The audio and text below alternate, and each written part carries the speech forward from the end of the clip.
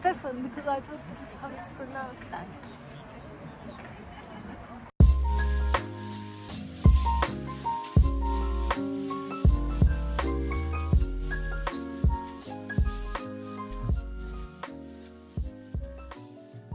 In any true merchant bank, there's a department which is called mergers and acquisitions.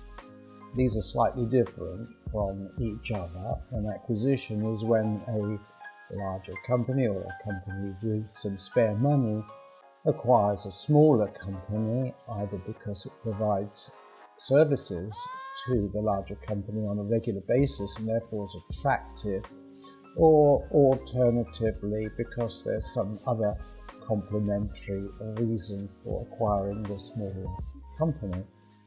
Occasionally companies are purchased in order to asset strip them, and that means that basically their plant and various properties are worth more than the business itself would be worth if it was continuing to trade. But that's a kind of a different story. So an acquisition is buying another company. A merger is slightly different. This is when two sort of large companies, such as recently and notoriously happened when Monsanto was acquired by Bayer, and these two companies merged and formed a huge conglomerate. But mergers occur all the time between companies, both large and small, and the idea is that the two companies together can do more than when they were in competition with each other. So various things can be streamlined, and we can be sure that when a merger takes place, there's going to be some redundancy, particularly at the top end, with the senior executives who are quite costly to pay, and so many of those will face early retirement, and some younger blood will get promoted, and departments will be rationalized, as they say, which means they will be pared down so that there's no duplication of work, and on the whole the new company is likely to be more efficient than the two smaller ones, or that's the idea anyway. Now today's video is to do with how this relates to us as families, because when two families come together, what's occurring is a merger. It's a merger between two cultures. So just as when two companies come together, there's a question in everybody's mind: how are we going to do it company A way or company B way? Or is there a third way that we can do things, a company C way? So it's the case when people get married. Is the way we do things in family A going to prevail, or is the way we do things in family B going to prevail, or are we going to let the new family find its own way? And this might seem quite straightforward to us in the West because we're used to what's called love marriages. However, in aristocratic circles, in traditional circles, the arranged marriages are quite common. So a certain amount of vetting takes place of the bride and groom to see if they can bring something to each family. This is why in many cultures there's somebody called a marriage broker, and a marriage broker actually sets out not to find you a date and eventually a spouse in that sense, but to find you somebody suitable in order to carry the family line.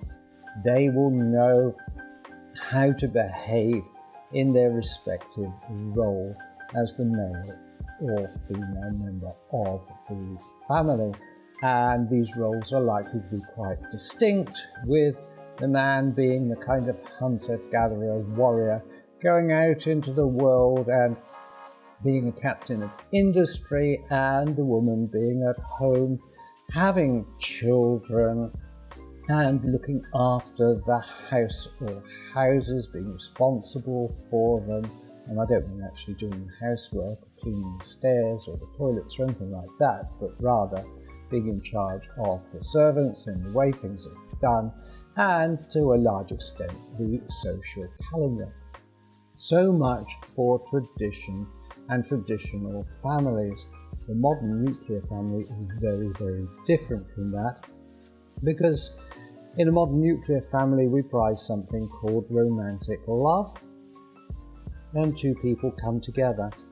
And when they come together, they tend to have their own story, and the respective families of origin have to make the best of the match. And by and large, in modern families, they tend to go along with what the younger people want, regardless of whether they approve or not.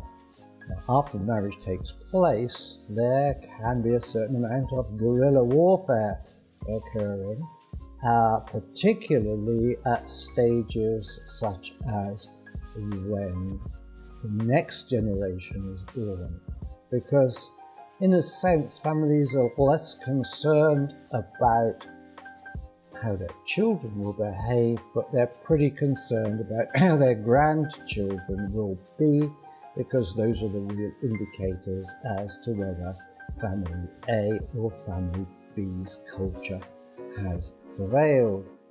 And you can say the same thing for companies. Further down the line, people are going to be concerned about which culture has prevailed. So, as a family business consultant, one of the things that I routinely ask, and it's something that I routinely asked when I was a family therapist, is who or what brought you together as a couple, and what is your story? Because the story of how you came to be together is likely to be a major theme in terms of the relationship. I, in fact, have my own story with my current wife, who is then my third wife, so I have some experience of having marriages and why they work and why they don't work. And we've been together for over 20 years, and for some of the time we live in different countries, and our marriage really survives that rather well. It's not our choice exactly, but that's a completely different story. So I thought I would share these thoughts about how people come together and how companies come to merge, and the differences between traditional and modern families and family relationships. And maybe now I will share a little bit of my wife Irem and I messing about with our story when we went for lunch recently in the nearest part of town. Anyway, so that's it for me from the family business book. Do enjoy this piece that's coming up, because we had a real gas filming it. And until tomorrow, goodbye. She's not looking very approving towards us. She thinks that you're a delinquent and a bad influence on her restaurant. Yeah, probably. Oh, this reminds me of the Institute of Psycho... Stefan, we're in the same group. Isn't it? Oh, that story. Yes, exactly. Where you thought I was behind and came and said, Stephen, we're in the same You did not say group." Stephen, you said Stefan. We are in the same group. I said Stefan because I thought this is how it's pronounced. That. And that was these roles. I was being What sort of roles? Auditorium like. Mm-hmm. Yeah, exactly. It was exactly where you are now. And you looked at me just like that. that space girl talking to me. Exactly. I thought I said something wrong, terribly wrong. Well, I didn't expect to be chatted up on my first day at the course. Did I? No. And then the prospect that I have to share the same group with you, and I've been staying in the same group ever since.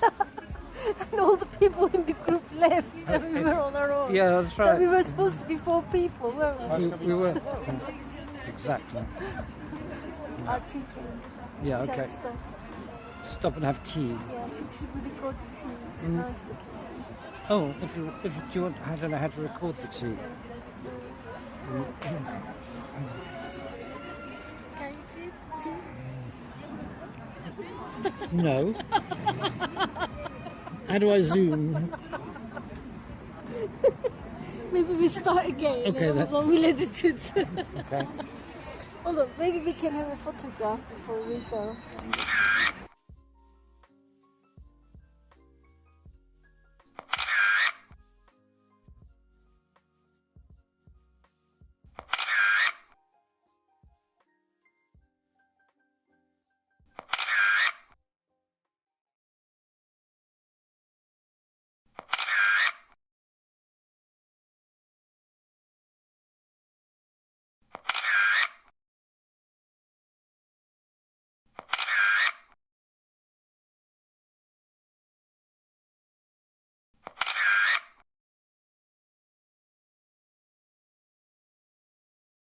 If you enjoyed this video, please take a moment to share your thoughts with other family business owners in the comments section below. You can also respond to thoughts posted by other viewers. Remember to like and share the video and subscribe to this channel. To be sure to receive notifications, you must also click the bell icon at the top right-hand corner of the YouTube page.